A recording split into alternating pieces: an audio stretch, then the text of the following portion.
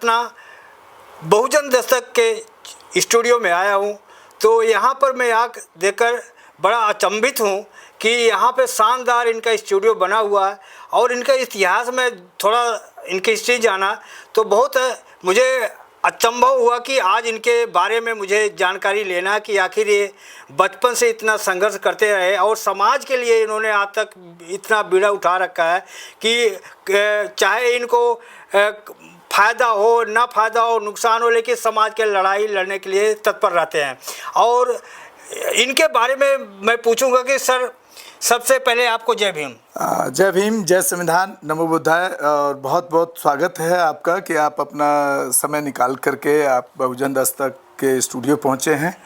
बहुत बहुत शुक्रिया आपका कि आप अपने चैनल पे मेरी जीवनी को, मेरे संघर्ष को दिखाना चाह रहे हैं, उसके लिए बहुत बहुत साधुवाद। कोई भी यहाँ आने के लिए तैयार नहीं हुआ क्योंकि बाद में एक ऐसा ट्रेंड चल चुका, आप देख रहे होंगे, जैसे आप मान लीजिए कोई भी नेता कोई आंदोलन कर रहा है जंतर मंतर, तो जो यूट्यूबर वहीं पहुंच जाता है मोबाइल लेकर के, वहीं शूट कर लेता है। तो एक नेता सोचता है यार एक चैनल के लिए हम स्पेशली उसके वहां पे क्यों जाएं, जब 10 चैनल हमारी बाइट लेने आ गया यहाँ पे।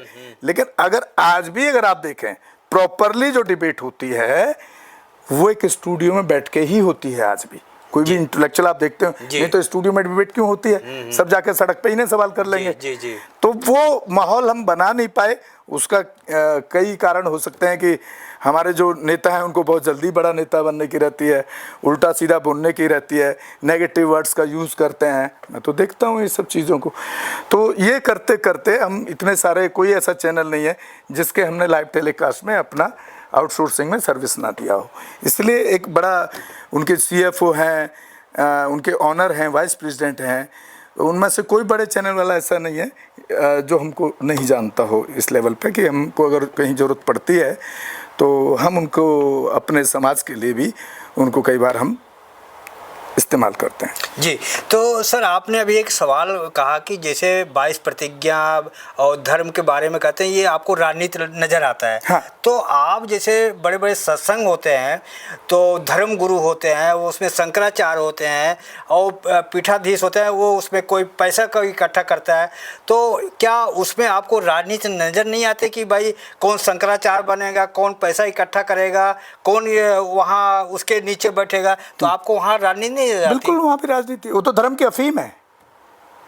यार थोड़ा सा ये डिफरेंस है कि जो 22 प्रतिज्ञा ले रहा है बाबा साहब के 22 कोड को तो बताने का काम कर रहा है, क्योंकि वहाँ तो पूरा धर्म की और अंधविश्वास की अफीम पिलाई जाती है। लेकिन वो तो कहते हैं कि ये धर्म तो का काम है। वो तो कहते हैं कि धर्म का काम है। आपको ये कैसे लग रहा है कि मैं उनके खिलाफ नहीं हूँ? मैं तो उनके खिलाफ सबसे ज्यादा बोलता हूँ। वो तो धर्म के अफीम पिलाते हैं। नहीं, सवाल ये है कि अगर वो कहते हैं कि ये राजनीति नहीं है, ये तो धर्म का काम है, धर्म है ये, आप राजनीति और धर्म, क्या वहाँ पर राजनीति नहीं हो रहा है? मैं ये पूछना चाह रहा हूँ। नहीं, वहाँ पर राजनीति क्यों नहीं है? जिधर वो जो उनका शंकराचार्य जो भी उनका स्वयंभू बन बैठता है, वो जिधर को वोट कहता है उधर ट्रांसफर हो जाता है। आप देख लीजिए रामदेव के जो प्रोडक्ट खरीदते हैं वो रामदेव के कहने से वोट भी ट्रांसफर होता है। लेकिन यहाँ तो दिक्कत यह है कि वो उसके दिमाग में घुसते हैं। यहाँ पर क्या, जैसे 14 अप्रैल आया तो एक दिन के लिए आप नीला झंडा जय भीम का लेके निकलेंगे, बुद्ध पूर्णिमा आई तो उससे और कम निकले। आप देख लीजिए 14 अप्रैल के लिए 10 लाख लोग आता है पार्लियामेंट में, बुद्ध पूर्णिमा के दिन पूरे देश के अंदर दिखाइए कहाँ 10 लाख का प्रोग्राम हुआ? आज तक कभी हुआ? क्यों नहीं हुआ? तो मैं इसलिए कह रहा हूँ कि जो 22 प्रतिज्ञाओं का, ये जो हमारा जो नेता जो 22 प्रतिज्ञा का काम किसका है? वो तो भिक्खू का है। वो राजेंद्र पाल गौतम का किधर से है? या तो राजेंद्र पाल गौतम उसको विधायकी को छोड़ दें, मैं एग्जाम्पल के तौर पे कह रहा हूँ, ऐसे राजेंद्र पाल गौतम अकेले नहीं, बहुत सारे लोग हैं। या तो विधायकी को छोड़ दें, राजनीति छोड़ दें, तो धम के लोगों को धम का काम करें, धम को बढ़ाए। ये कहाँ काम हो रहा है? नहीं तो फिर बुद्धिस्ट क्यों नहीं बने लोग?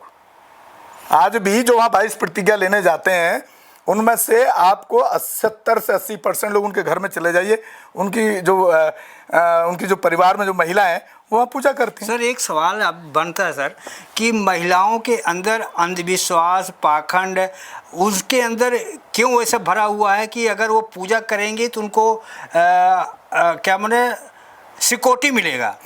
तो उनको विश्वास है, इसलिए कहते हैं कि अगर मेरा पति मुझे परेशान करेगा वो उनको रक्षा मिलेगा। तो वो चीज़ कैसे दूर होगा उनका जो इसको पहले मैं ऐसे लेता हूँ इसको, जब कोई बच्चा पैदा होता है क्या उसको मालूम है कि वो फीमेल है या मेल है? क्या उसको मालूम है कि हिंदू मुस्लिम सिख ईसाई है? नहीं। क्या उसको मालूम है जाति कि जाटव है, ठाकुर है, शेड्यूल कास्ट है, ब्राह्मण है, बनिया है, वाल्मीकि, ये पता है क्या उसको? नहीं। क्योंकि उनके लोग, उनके जो पेरेंट्स लोग हैं, जो बच्चा पैदा होता उसको पहले दिन पैदा होते के साथ ही जैसे जैसे बड़ा होता उसको वहीं से सिखाने लगते हैं, तू लड़का है लड़की है, ये डिफरेंस हमारे भारत के हिंदू संस्कृति में चला आ रहा है, इसको तुमको फॉलो करना है। वैसे ही जाति का परसेप्शन पैदा कर देते हैं, थोड़ा और बड़ा होता है, अरे वो शेड्यूल कास्ट है उससे दूर रहना, और हम तो ठाकुर हैं, बनिया हैं, ब्राह्मण हैं, उससे दूर रहना। तो इसको वो पैदा होते ही सिखाया जाता है। नहीं, मेरा सवाल और कुछ है सर। हाँ। मेरा ये सवाल कि महिलाओं के अंदर ये डर जो पैदा होता है कि मैं अगर इष्ट को पूजा करूंगा तो मेरी रक्षा करेंगे, अगर पति मेरा छोड़ देता है। वही आपको बता रहा हूँ ना, ये डर इसीलिए पैदा होता है कि उनको पैदा होते ही यही सिखाना शुरू कर दिया जाता है। जब वो सिखाना शुरू कर, दिमाग में भर गया। कौन सिखाता है? ये उनके पेरेंट्स सिखाते हैं, क्योंकि जो उसी संस्कृति में रहे, चाहे वो एससी हो चाहे जनरल हो, क्योंकि वो रहे तो उसी संस्कृति में है ना, पूरी जिंदगी भगवान भरोसे जिए हैं। अब हमारे जैसे जो लोग निकल के आए हैं वो इस काम को करने की कोशिश करते हैं, तो हमारे समाज के लोग ही हमको टारगेट करते हैं, क्योंकि वो इतना ज्यादा उनके दिमाग में मानसिक गुलामी बैठ चुकी है जिससे वो बाहर निकलने के लिए कोशिश नहीं करते। तो महिलाओं को कहाँ से सिक्योरिटी मिलेगा कि उनका रक्षा कौन करेगा? भाई आप प्रैक्टिकली बताइए ना, उनकी रक्षा होती कहाँ से है? कहाँ होती है रक्षा? भगवान कहाँ रक्षा कर रहा है? भगवान की मूर्ति चोरी करके ले जाओ, अपनी मूर्ति तो चोरी नहीं कर, रक्षा नहीं कर पाता है। अरे सास बहू और सास और ससुर और उसका पति अगर उसको घर से निकाल देता, तलाक दे देता है, तो कहाँ से उनको मिलेगा? उसको संविधान से रक्षा मिलेगा। हमने बहुतों को बदला है, हम यही काम करते हैं। हम तो आपको बता, हमारे ऑफिस में एक सैनी समाज की लड़की आई नौकरी के लिए, ज्वाइन कर लिया। अगले दिन शिवरात्रि थी, बोली सर कल छुट्टी चाहिए। मैंने क्यों चाहिए? बोली सर शिवरात्रि है, बहुत बड़ा त्योहार है, मन्नत मांगनी है, मंदिर जाना है। मैं शिव के आप पूजने क्या जाती हो? तो सर ये तो आस्था का मामला है सर, ये तो लोगों को आस्था है सर। आस्था पे जब तक आप उस अंधविश्वास, आस्था ही अंधविश्वास है। आस्था तो बुद्ध में भी हो सकती है। आस्था का क्या, आपका मतलब क्या है आस्था से? आस्था को पहले समझिए। सॉरी, एक तो आस्था आपको अंधविश्वास की तरफ ले जाती है, एक आस्था आपको साइंस की तरफ भी ले जाती है।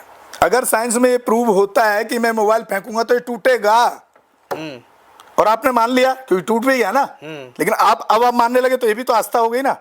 एक है कि चला रहा है अंधविश्वास पे कि जबकि वो प्रैक्टिकल नहीं है। लोग कहते हैं कि हमको तो संविधान अधिकार देता है, हम किसी धर्म को माने, किसी को आस्था करें, तो संविधान अधिकार देता है। देखिए, संविधान अधिकार इसलिए देता है कि जब बाबा साहब ने संविधान को बनाया उस टाइम देश के हालात थे ऐसे थे, और वो अकेले थे।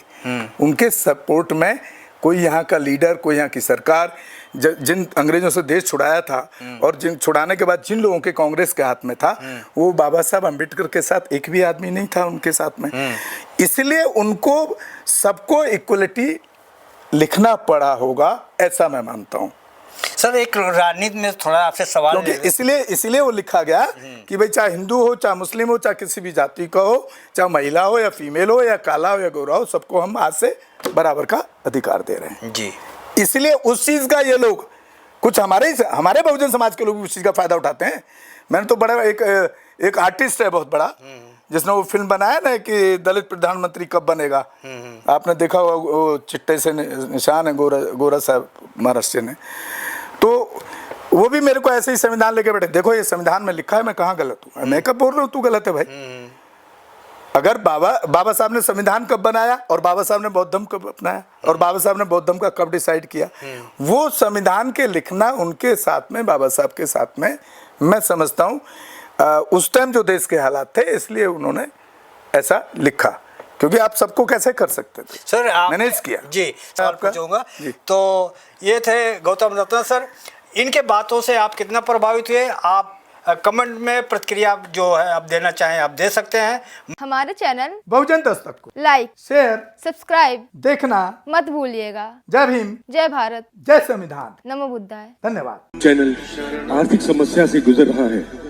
अगर आप बहुजन समाज में बाबा साहेब अम्बेडकर और तथागत बुद्ध की विचारधारा को अधिक से अधिक लोगों तक पहुंचाना चाहते हैं तो हमें आर्थिक सहयोग प्रदान करें, ताकि हम अपने चैनल के माध्यम से देश विदेश में समता, बंधुता, एकता और संवैधानिक अधिकारों को ज्यादा से ज्यादा लोगों तक पहुंचा सके। आप अपनी सहायता राशि नीचे लिखे खाते में जमा करा सकते हैं। खाता धारक गौतम रत्ना, खाता संख्या 3169576865 IFSC कोड SBIN 0060336, बैंक भारतीय स्टेट बैंक। आप हमारे बैंक खाते का विवरण स्क्रीन पर भी देख सकते हैं। जय भीम, जय भीम। मैं गौतम रत्ना आपका बहुजन फिल्म प्रोडक्शन में स्वागत करता हूं और आप हमारे प्रोडक्शन हाउस के अंदर अपना कैरियर बना सकते हैं as a film director, as a producer and actor and actress and editor and cinematographer also. अगर आपको फिल्म से रिलेटेड कुछ भी प्रोजेक्ट आपको बनवाना है तो हमारे पास में पूरा सेटअप है, जिसमें फिल्म कैमरा है, शूटिंग लाइट्स है और एडिटिंग है। सारा A to Z एक ही जगह पर आपको हमारे यहाँ पर मिल जाएगा। तो दोस्तों, आप हमें कांटेक्ट कर सकते हैं हमारे नंबर्स पर 9810085714 और 8510005714। हमारे वेबसाइट पे विजिट कर सकते हैं www.filmserviceindia.com।